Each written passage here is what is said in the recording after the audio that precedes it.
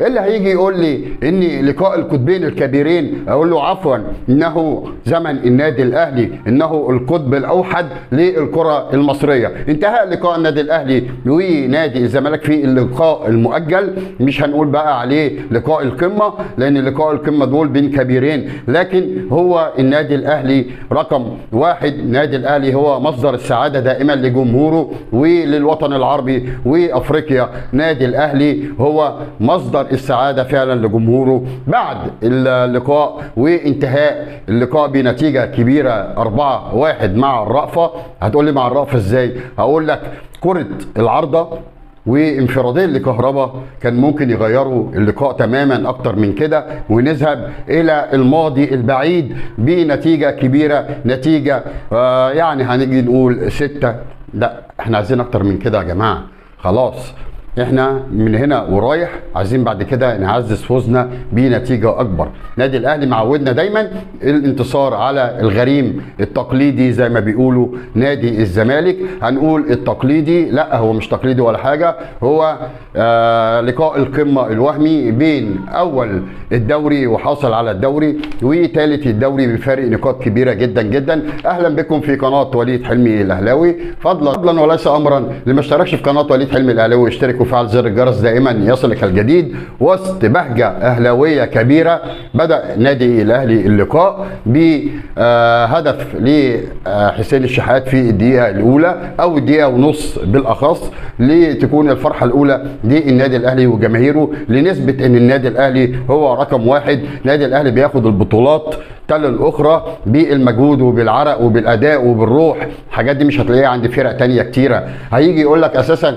انتوا كسبتوا عشان ما فيش استقرار في نادي الزمالك. اقول الاستقرار ده بيعملوه او بيتعمل من الاداره الرشيده، الاداره الواعيه، عكس اداره نادي الزمالك اللي طالما عدت الناس كلها واترفع عليهم قواضي قد كده، بدليل طبعا حبس المستشار مرتضى منصور وايقاف الكده عن نادي الزمالك. المشاكل دائما في نادي الزمالك بسبب ادارتها وبسبب العزبه اللي بيديرها شخص واحد معزول هو واولاده لغايه دلوقتي لسه موجود رغم ان في حكم طالع. لكن هنقول ايه؟ الوزير ليه كلام تاني. احنا ما يهمناش، يهمنا فرقتنا، وكل مره بندي لهم على دماغهم سواء في افريقيا.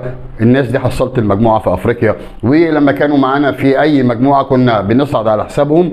فعلا النادي الاهلي بيقدم ملحمه كرويه في وجود الداهيه حسين الشحات فعلا وبرستاو وكهربا اللي هو ما كانش موفق النهارده. لو كانت بس الكوره بتاعته جت اللي هو بتاعت الانفراد دي كنت هتلاقي كهربا في سكه ثانيه خالص. ليا عتاب طبعا على اليو ديانج. اليو ديانج يا جماعه ساعات بيخرف كرويا، كذا كره مقطوعه منه وكان ممكن يعمل مشاكل كبيره جدا. برضو مش هننسى في النهائي الافريقي مش اللي فات ده اللي قبليه الكوره بتاعت اليو ديانج برضو لما اتقطعت واحرزوا منها الهدف. فكل ده او كل دوت يقول ان اليو ديانج عايز يركز شويه في خط النص. طبعا احنا بنعزي لاعبنا مروان في وفاه والده. طبعا النهارده لو كان موجود كنت هتلاقي اداء تاني خالص.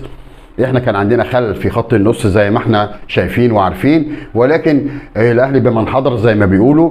نادي الاهلي مع 11 لاعب مقاتلين قدر ان هو يكون ليه الصق وينتهي الشوط الاولاني من نتيجه 3-0 مع الرأفة زي ما بيقول. كان ممكن اللقاء او الشوط الاولاني يخلص 4، ممكن يخلص 5، وكان لنا ضربه جزاء. ليه الحكم بص لضربه الجزاء بتاعت اليو ديانج ما بصش على ضربه الجزاء بتاعت النادي الاهلي في الشوط الاول؟ ولكن احنا كسبنا والحمد لله. ما يهمناش بقى ضربه جزاء، احنا ما بنكسبش بضربات جزاء زي ناس. وان زيزو لازم يبقى ليه ضربه جزاء وبيحرزها في كل لقاء زي ما احنا عارفين، ولكن انه النادي الاهلي الكبير زي ما احنا قلنا.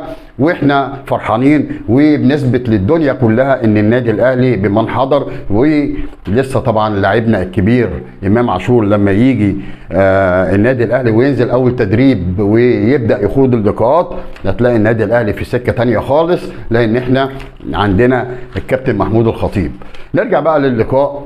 بعد ما احرزنا الهدف الاولاني في الدقيقة 19 قدر برضو من كورة وشوطة من بره الصندوق، قدر حسين الشحات ان هو يباغت كل فرقة الزمالك بإحرازه للهدف الثاني وسط فرحة أهلوية كبيرة جدا جدا جدا. ولما جه الهدف الثالث اللي لعبنا علي معلول وكورة متقنة جدا لطم على اثارها حارس نادي الزمالك. طبعا حراس نادي الزمالك واخدين على القصص دي كتير مع النادي الاهلي. ولما خلص الشوط الاولاني بالنتيجه 3-0 وكان نادي الاهلي ليه الكلمه العليا، انا قلت اللقاء هيخلص 5 ويمكن نروح للذاكره اللي احنا كلنا عارفينها بنتيجه ال6، ولكن نزل النادي الاهلي يعني خلاص حس ان هو كسب الماتش. ومع تغييرات المدير الفني لنادي الزمالك قدر ان هو يغير قليلا من الاداء، وكان لنادي الزمالك هجماته اللي اسفرت عن ضربه جزاء، يعني هنقول ليها ما ليها وعليها ما عليها، يعني ممكن تتحسب وممكن ما تتحسبش، لان ايد اليو ديانج كانت في كتف لاعب نادي الزمالك. ولكن طبعا الكرة مشت لمدة نص دقيقة وبعد كده الحكم رجع للفار وسط احتجاج طبعا من لعيبه نادي الزمالك، وطبعا بحسبها ومش مشكله. قدر ان هم يعدلوا النتيجه بنتيجه 3-1. ولكن الشوط ده مش هنقول ان هو شوط نادي الزمالك، الشوط ده شوط كان مقسوم بين النادي الاهلي ونادي الزمالك. نادي الزمالك اول نص ساعه في الشوط الثاني بصراحه قدر ان هو يتماسك، ولكن كان مش ممثل خطوره غير الكره اللي جت في العارضه، واحنا برضو كان لينا كره في العارضه فهتبقى واحده قصاد واحده، والشوطه بتاعت زيزو مش اكتر من كده. وقدرنا في اخر 10 دقائق اللي احنا نرجع زي الشوط الاولاني، وكان لينا انفرادات، وانفراد بتاع بيرستاو والكره الاخرانيه بتاعه طاهر محمد طاهر والشوطه بتاعه محمد هاني، وطبعا مثل الختام باحراز النادي الاهلي كره محمد شريف لتنتهي اللقاء بنتيجه 4. وبنثبت دايما ان النادي الاهلي رقم 1.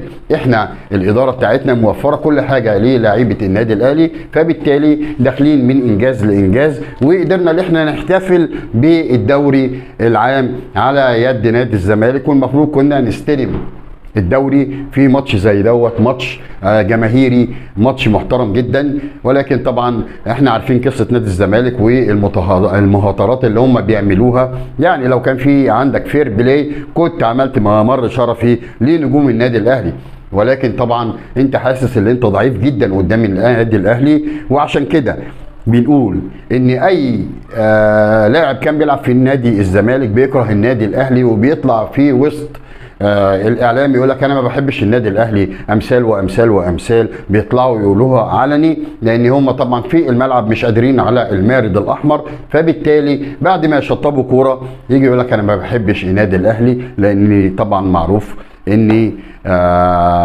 نادي الاهلي رقم 1 ومسبب حرقان بقى في 100 عقبه بسبب طبعا الفوز وراء الفوز. واحنا قبل كده كنا بنكسب بالثلاثات، النهارده بالاربعات. نادي الاهلي بيمثل خطوره على جميع الفرق المصريه. مش هطول عليكم اكتر من كده، الف مبروك لشعب النادي الاهلي، 80 مليون اهلاوي انا واحد منهم. ولكن مش هذكرك اشتراك في القناه وتفعيل زر الجرس دائما يصلك الجديد، ودعم لقناتنا قناه وليد حلمي الاهلاوي. اشوفكم على خير في الفيديوهات الجايه، والف مبروك للنادي الاهلي وجماهير الكره المصريه. والسلام عليكم ورحمة الله وبركاته.